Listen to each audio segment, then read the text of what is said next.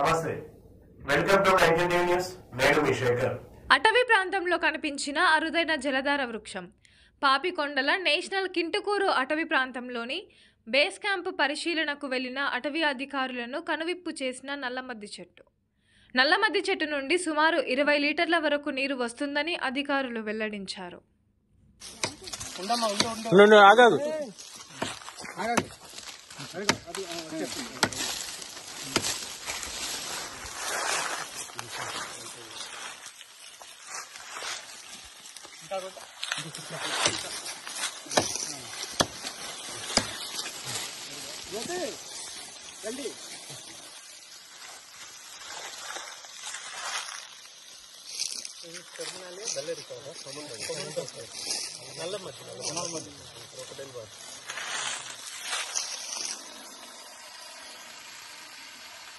Okay.